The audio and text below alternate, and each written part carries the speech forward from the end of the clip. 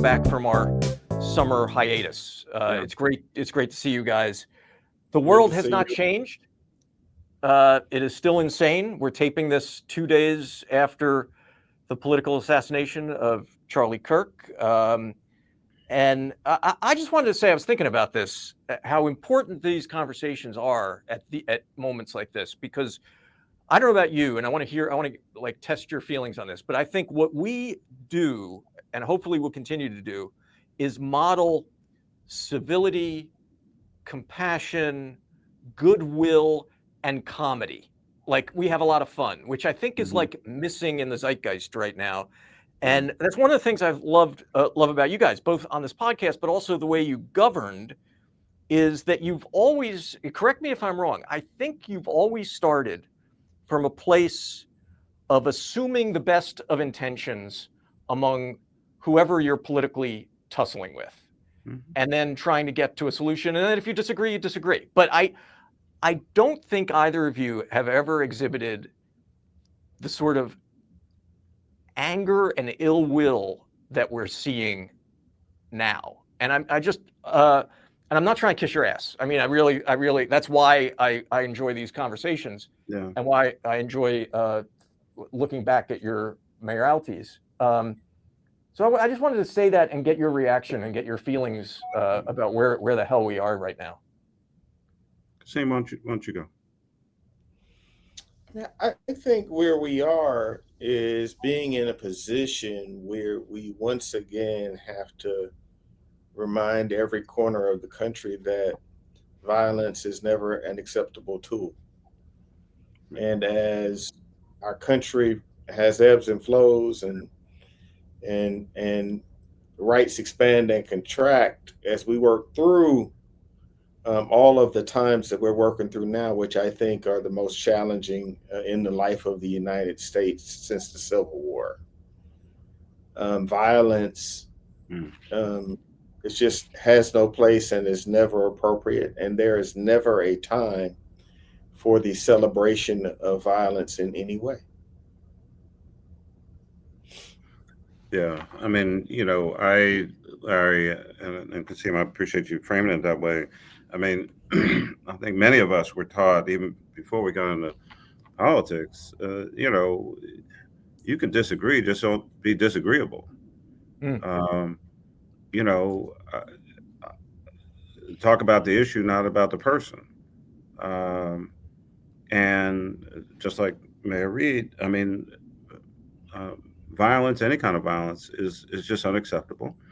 It has no place, um, certainly in our politics. And you know, there are always these mixed messages. The country was pretty much born out of ultimately a war, um, and trying to establish our independence, and we're fighting with the British and all of that. And then, as the mayor references, I mean, the country really, really internally in turmoil in the Civil War. And there are folks who, for their own narrative, want to have this. We learned about this phrase, alternative facts, as to what the Civil War was about, and what it wasn't about, and all of this. And we don't have to go into all of that, but um, it is. I mean, people are shocked. I was shocked at what happened with Mr. Kirk in Utah, but you know, sadly, there's violence on the streets of America every day, and a lot of the conversation about this tragedy, often we don't see the same heightened awareness for the daily tragedies that take place in the United States of America. Every life is precious, and it doesn't matter whether we agree with the person or not. But we've got this guy is in his 30s. I mean, we've got kids and babies that are killed, and so if America is going to be if we're going to be empathetic, if that's going to be, the mindset, then let's be empathetic about everybody. Yeah, and that We don't have includes to talk about guns. We don't. I mean, because you can't seem to have that kind of conversation in the United States. But I mean, it would just seem to me, even serious, legitimate, legal gun owners, most are not for violence. And so let's talk about violence. yeah. And why is it so prevalent in the United States of America? And I've never lived anywhere else. I visited a bunch of places. Mayor Reed goes more places than I do. So that there's violence all over the planet. But we as Americans are particularly violent in a variety of ways, and we just seem not to ever want to deal with that.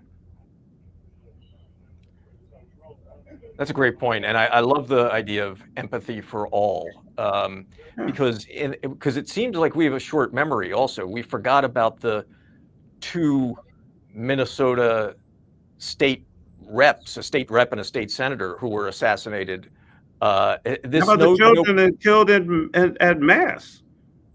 And children at mass. Just That's right. just a That's right. couple weeks ago, guys shooting through the church windows, That's right. mowing down children, first or second day of school in a church. I mean, we could spend the whole podcast with examples of this kind of activity, but some just get a whole lot more attention than others, and that's not right. No, that's a great That's not right. perspective. So thank you for that. But haven't we really been on the trajectory that we're on since we allowed the Brady bill and all related items to expire? Hmm. Right. So you had a Republican president, Ronald Reagan, that had to work to get the votes for the Brady bill after someone attempted to assassinate him. Right. Right. And so the orthodoxy has shifted so much that to accomplish a Brady bill like reform and then add the mental health component to it is unthinkable in our environment right now. Hmm. Right.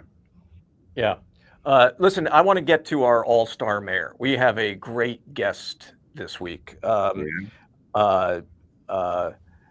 We have, guys, Mike Duggan in Detroit has, I think, given us a blueprint for how cities can think about moving forward in the future. Mayor Duggan took office in 2013. His city had just filed the largest municipal bankruptcy in U.S. history, $18 billion in debt. Half the streetlights didn't work, 47,000 homes vacant. I remember reading about, you dial 911 and it was risky whether anyone would show up. And today, after 12 years, Detroit is back.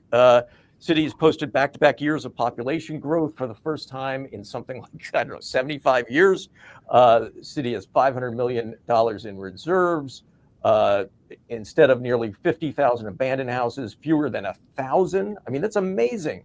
And then all of the investment, J.P. Morgan Chase, Dan Gilbert and Rocket Mortgage, the Rocket companies, Ford, GM, and also artists. I remember reading about when the rock musician Jack White opened a record store, and I think what's fascinating here. I want to welcome you, Mayor, because what's fascinating here is the degree to which you've brought an American city back to life, and I want to begin by asking you, was any of that intentional, or is this are you just the luckiest guy in America? Well, I'm pretty lucky, Larry, but I was thinking I'm just going to let you talk because you do a much better job of promoting me. But you got two people with you who had very good runs as mayors themselves, and I admired both of them and what they did. But it has been special. I ran when I ran in 2013 in a city that's 83% African American, and I ran on a pitch that said we're going to end us versus them politics. We're going to work with the suburbs. We're going to work with Lansing. We're going to work with Republicans and Democrats together, and we can change this. And we had a very clear plan. And, you know, I was very fortunate to have Barack Obama at the beginning. And I had help, actually. I had help from Trump and obviously an enormous amount of help from Biden. We've had great help from Governor Whitmer in Lansing. So we've had lots of partners on the government side and the private side. It seemed like the whole country got behind Detroit the last 10 years. Yeah. Well, Mayor, thank you for the compliments, but you know that so many of us in office, out of office, have marveled at the Detroit turnaround, the Detroit comeback, and I think, you know, it's a testament to obviously great leadership, and you've talked about the teamwork as well. I mean, it just seemed to me, and I would be asked about it when I was still in office. We had a little bit of overlap for our time and since, and I just kept saying, you know, Detroit is too important to the United States of America and to the world that it would fail. Detroit cannot fail, and it would be a mark on all of us if that were to happen. I would just say, and I know Mayor Reed wants to jump in, but for this podcast, I mean, we also, you know, some folks may be aspiring to or thinking about it or whatever the case may be. I mean, how did you keep going every day? I mean, it's not like you had, you know, even a decent hand to start. How'd you keep the team driven? Well, I spent the 9 years before I ran for mayor running the Detroit Medical Center, the major hospital system here with 14,000 employees in 8 hospitals. And the time I came into that in 2004, it was near bankruptcy. And we pulled nurses and doctors together and improved care and grew the hospital pretty dramatically, which is why people in the city had confidence in me. We had a hospital system that treated 300,000 patients a year in our emergency room. So in a city of 700,000 people, everybody in Detroit had a very strong opinion about how I'd done. And we just did the same thing here. But the single biggest factor, and Mayor Reed and Mayor Nutter will probably envious of this, I've had a great relationship with Detroit City Council. 12 years, I have not vetoed an action of City Council. Now, that took a huge amount of personal commitment of my time to spend time with them, but it also, as you guys know, the mayor can propose something, but the people on the front line taking the grief every day at the public meetings are the council members. And for them to stand up the way they stood up in changing the direction of the city through all these years, City Council deserves an enormous amount of credit for what happened here. Mayor, how did you do that with council? Yeah.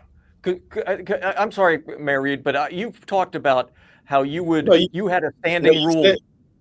You said the question. We were aligned in our question. I just wanted to take our listeners in to your process for managing that relationship that you talked about, you know, within the first few minutes of you being here. Yeah, so it was almost an issue by issue case. So the city of Detroit, as Larry said, had 47,000 abandoned houses. We also had 100,000 vacant lots. And under the previous mayor, that side lot next to your house, which might have been demolished 15 years ago, you've been cutting the grass for 15 years.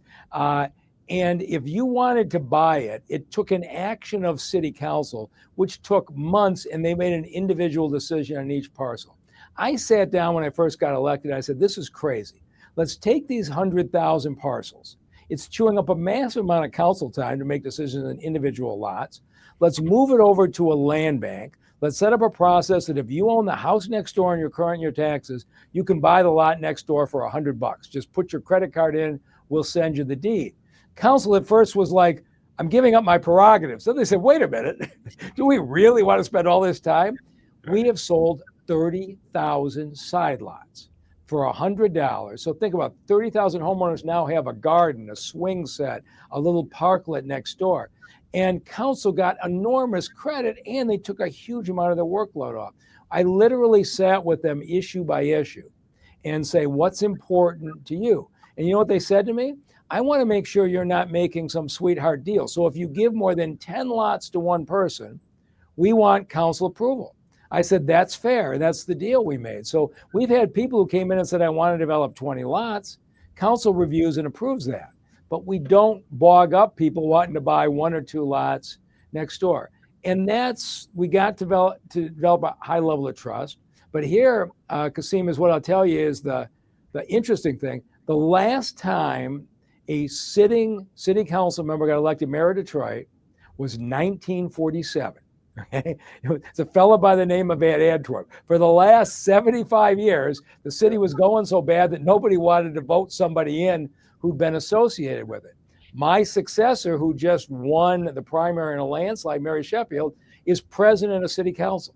And it shows you how much politics has changed. People want continuity. They're proud of their city government. And so what council learned was, by working with me and solving problems, it's worked out very well for them. Hey, would you walk back with us a little bit and take us into the decision to leave a job that was yours for life at Detroit Medical Center? Yeah. I was aware of the work. I was on the board of Howard University, and we had challenges with our hospital, and everybody was always talking about your turnaround in the Detroit Medical Center. So take us into your decision-making, your team, your circle, when you're making the decision to leave Detroit Medical Center, that you had all of the trains running on time and could have stayed in that job, to running as a white man attempting to be mayor of Detroit. Right. I think it would be fascinating to our listeners to hear how you were thinking about it and what were the mechanics of getting to go.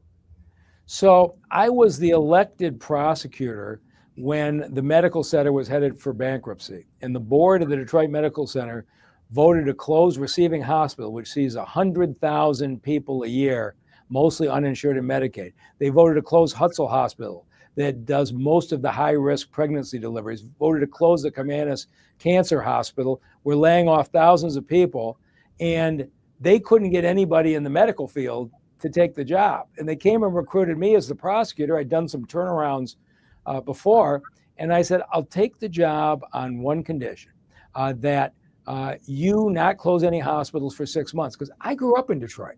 The Detroit I grew up in was a fabulous city.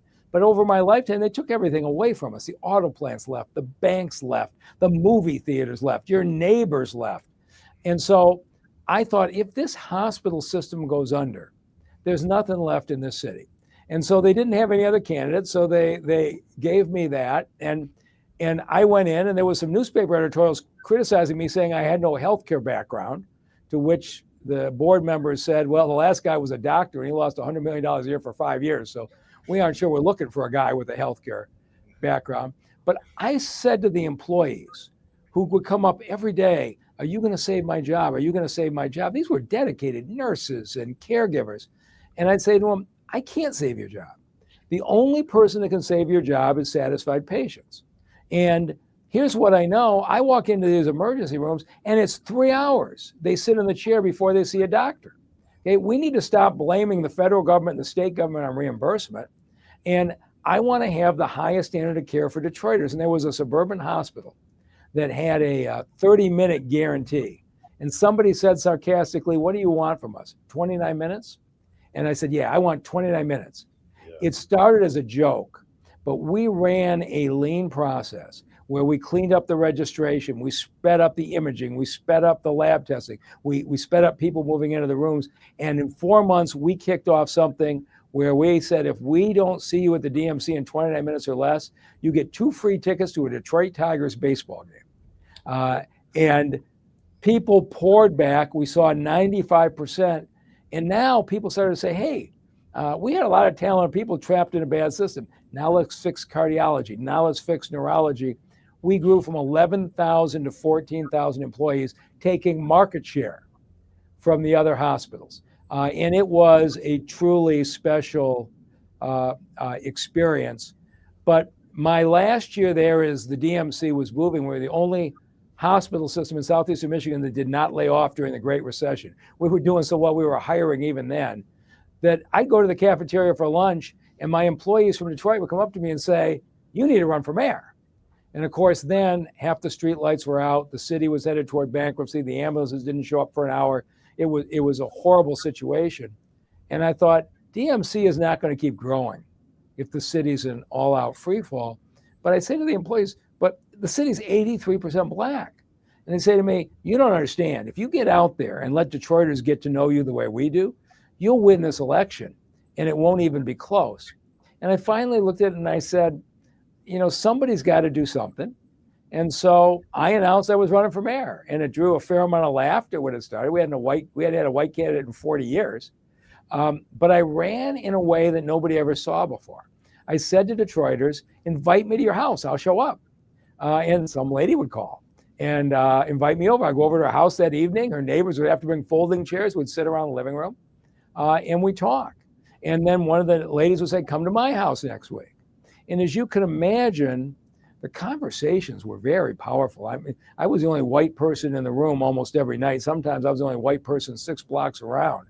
And I listened to very powerful stories of African-American residents who were mistreated in the Jim Crow South and what they'd been through. And it's going to be really hard to get over that racial distrust. But it's a funny thing when you sit in people's homes and you break bread with them. What divides us fades to the background. And the crowd started to grow from 5 and 10 people to 20 people to 30 people. And we'd be talking about my daughter. Her most prized possession is her bike. She's 7 years old. She can't ride the bike on the block because there's a drug house down the street. Can you help it so my daughter can do this? My kids can't play in the park because it wasn't cut all summer. And an amazing thing happened. I said every single night, I said, Detroit is about us versus them politics. And you've seen this in other cities. The faster Detroit declined, the more re-election became it's somebody else's fault. If people didn't have any accomplishments to take credit for, so the people who are best at blaming somebody else were getting elected. I said, I'm not blaming anybody, okay? If you vote for me, we're going to build a city where it doesn't matter if you're Black or brown or white, doesn't matter your religion, doesn't matter anything except you want to be in the city. We're going to build a city that's open for everybody. And if you don't want that, vote for the other guy. And everybody said to me, you can't say that, you'll get killed. And the results came in and I carried 92% of the precincts in the city. It turned out the politicians did us versus them, but the average Detroiter, they just wanted quality of life. And really, I got reelected by really large margins the last 2 elections. And I think the people in this city, homicide rate way down, unemployment rate way down. We've rebuilt the riverfront. You guys have seen what has happened here. People in Detroit won't put up with us versus them politics from anybody anymore. Let's interrupt this riveting conversation for a word from our partner, Accelerator for America. I'm Mary Ellen Wiederwohl, President and CEO of Accelerator for America. It's budget season across the country, and local leaders are preparing to pass annual and balanced budgets. Our local actions are set against the backdrop of a raucous budget debate in our nation's capital, punctuated by bitter divisions over the size of government, accusations of waste, fraud, and abuse, and sincere concern over our country's national debt and annual deficit. Our federal government can spend more than it takes in, whereas state and local governments have no such luxury. The two sides of the ledger must match before the budget clock strikes midnight. We're also hearing a lot out of D.C. about government efficiency. Just as our federal leaders would be wise to consult a local leader on how to balance a budget each year, our city leaders have also been leading the way on government efficiency and innovation for years. For example, local leaders have benefited from many government efficiency efforts supported by Bloomberg philanthropies, like What Works Cities, and developed stat programs that use data to deliver better services and problem solve. Louisville had the country's first city chief innovation officer, and now many cities have an innovation office that is working every day to ensure a more efficient and more effective local government. Government efficiency efforts aren't new, but at its core, government efficiency isn't about just cutting programs and laying off people. It must be about innovating to find a better way to provide services, and hopefully saving precious taxpayer dollars too. A scarcity mentality will never put us on a path to prosperity. Government should adopt a long-term perspective, investing in innovation efforts, people, and places for optimal returns. Keeping a balanced budget and providing the services that taxpayers deserve requires a systems approach, innovation, sustained commitment, and leadership. Local and state leaders do this every day. National leaders, take note. And now back to the show. Talk about managing your relationship with Dan Gilbert. Yeah. I mean, I think one of the jobs that comes to a mayor invariably is there are giant figures in our environment. For us, it's Delta, it's the person that leads Coca-Cola. Sure. And so you have to navigate, and I'm sure in Pennsylvania, Philadelphia, you had to have a relationship with Comcast. There's some entity which is a force multiplier. Give us insight into managing a figure like Dan Gilbert, and still keeping the reins of your town. Well, I've been lucky. So first thing is I sat down with council and I said, we're going to have ground rules for every major person. And Dan Gilbert's been phenomenal. So has Chris Illich. So has Bill Ford. So has Mary Barra at General Motors. But we said, here's what we're going to do. We've got all these vacant buildings, all this vacant land. If you want to develop here, we will give you discounts on the new taxes that you have to pay because you're building on vacant land. We won't give you any money up front. You're going to have to earn it. But if you earn it by building and hiring, we'll give you discounts on the future taxes. You've got to give preferences to Detroiters in hiring. And council knew they were going to take grief. Why are you helping the wealthy guy? But once we established that as a ground rule, people in the city bought that as fair. And this tells you, it helps a lot when you have a partner like Gilbert. So Dan Gilbert comes to see me one day, and for your viewers who don't know, I mean, he's mortgage banker, Rocket Mortgage. And he says, you realize that we're going to be foreclosing on 4,000 houses this year where landlords didn't pay their taxes. I said, I know that. And he says, well, you realize the tenants in the house have been paying the rent every month. The landlords are just scamming the system. They're taking the cash and the tenants, putting no money into the house. And those tenants are going to be kicked down the street. I said, yeah, I know that too. He says, I have an idea. How about if we go to those houses, and if the tenant wants to buy the house, he says, I'll pay off the back taxes, give the house to the tenant, and set them up with a mortgage. I said, Dan, that is far too complicated for anybody in government to do. He says, I run a mortgage company. I'll do it. He sent people out to knock on doors of tenants whose house were being foreclosed on. Everybody who wanted to buy the house, he paid off their taxes, set them up with mortgages. We've had probably 4,000 renters who are going to be evicted from 4,000 houses. They are 4,000 homeowners today. So when the city knows that Dan Gilbert is helping people stay in their homes, it makes it really easy for me as a mayor to support him when he's building a 45-story building in downtown Detroit. Hey, guys, we analysis of the wealth that was created by that. That seems to be a stunning wealth creation. So the University of Michigan did a study last year, and over the 11 years I've been mayor, the people who own homeowners, just homeowners in Detroit, have grown in wealth by $4.5 billion. Property values in Detroit have tripled.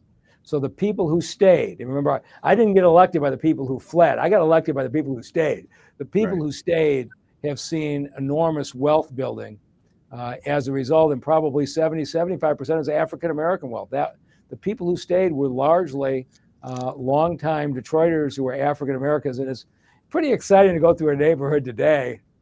You've seen the polling that I'm at an 84% approval rating. When your home values have doubled and tripled, you're happy with the mayor. We only have the mayor for about 5 more minutes, so we'd be remiss to not to put on the table, Mayor Duggan. You're talking to 2 Democratic mayors, the party which you have now left, and you're now an independent running for governor. So walk us through that, a fascinating move, I think. Well, you got 2 mayors who are going to understand this. when you are in a purple state, and there's only 7 states in America that matter anymore in the presidential elections, and we represent 3 of them here. When I say to people in other part of the country last fall, we never saw a Burger King ad. We never saw a car ad. It was political ads from morning till night, Republicans tearing down Democrats, Democrats tearing down Republicans. And the atmosphere in Michigan is so toxic that in Lansing right now, where we have an evenly divided legislature, literally nothing is getting done while they tear each other apart. Our schools opened 10 days ago. The kids, 1.4 million Michigan school kids went back to schools with schools that have no budgets because they still haven't agreed on a budget that was supposed to be done July 1st. Class sizes have grown because the schools can't hire extra teachers because they don't know what their budget is. People are so fed up with this toxic Republican versus Democrat stuff. And I looked at this and said, I could have been elected governor as a Democrat. And Gretchen Whitmer right now is dealing with the same thing. If I had run as a Democrat, that means I would have tried to knock off all the Republican senators and House members. They all would have been mad at me and trying to knock me off. The left wing of the Democratic Party is not huge fans of mine anyway, which would have made me a governor who couldn't accomplish anything. And I have no desire to go be somebody who can't accomplish anything. But I looked at this and I said, what if instead of what's happening now, which is every 2 years, the House and the Senate flip back and forth and the new legislature undoes what the last legislature does? Our schools are failing, our economic development policies are failing. What if I ran as an independent? What if I don't get involved in any House or Senate races? If you give me a Republican Senate and a Democratic House, fine. I'll work with both sides the way I did on council and try to build a bipartisan coalition. So if 2 years from now the Senate flips from Republican to Democrat, it's not the end of the world, because teaching 3rd graders to read, you need phonics, you need small group settings, you need tutors for the kids, and you need the curriculum not to change. There's nothing partisan about that.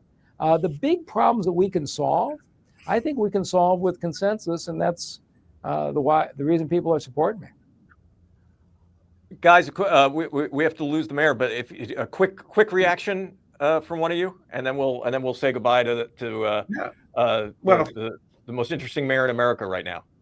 Yeah, I mean, obviously you've given long hard thought, bold under the circumstances to run for mayor of Detroit 3 terms, and you're looking at the calculus related to your state.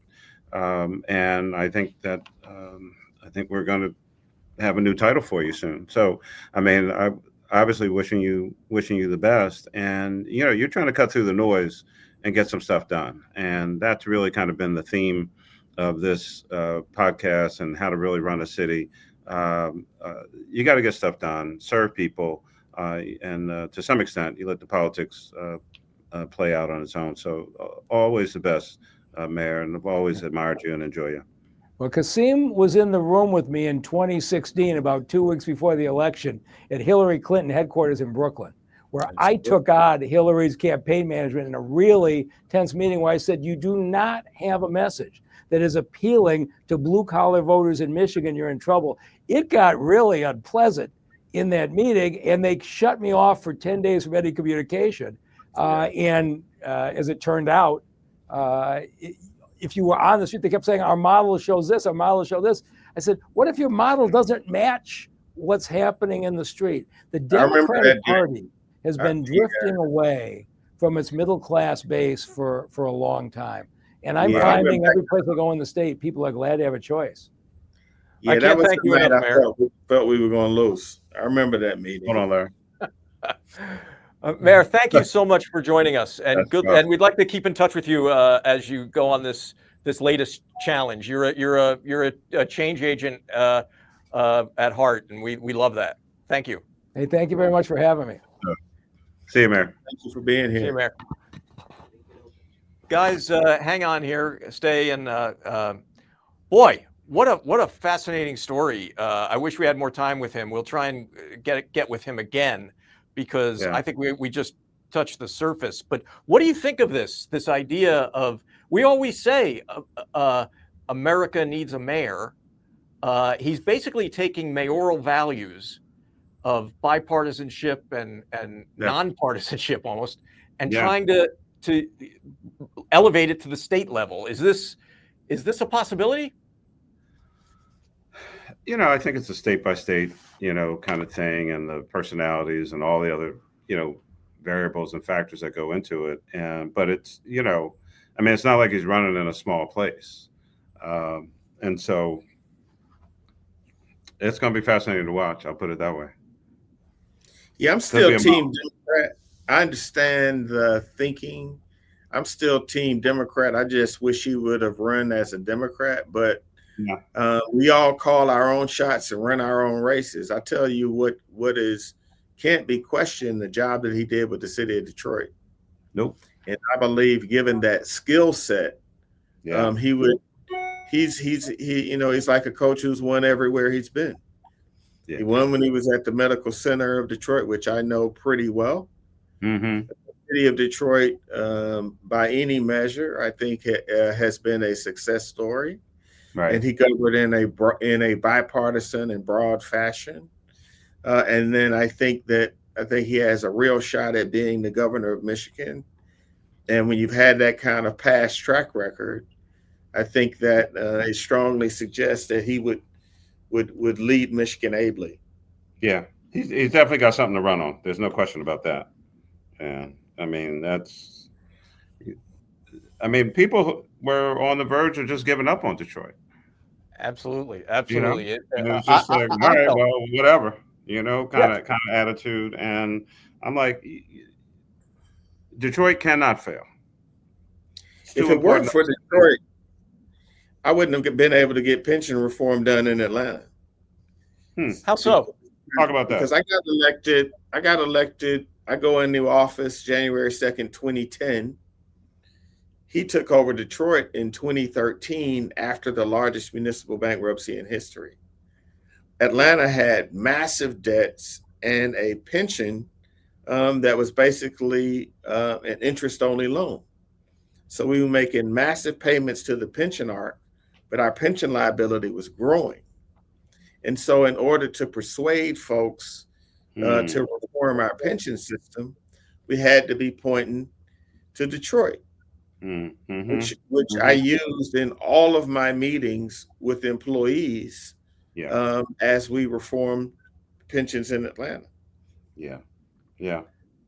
You have sometimes you have to help people understand what bad looks like. Yeah, what can happen. Yeah. Detroit made it. It's not a theory. It's not, obviously, we all have various ties to academia and on all that, and you want those studies, and right. But this is not a case study. This is not academic exercise. You're literally talking about bankruptcy, right? So now, don't say it can't happen. Yeah. Right. Yeah. Because it actually did. Fascinating. Well, thank you guys for that. And I got one other piece of business for you all, just to update you. Our friend Mayor Page is running for Congress. Did you see that? Did you see that? Yeah.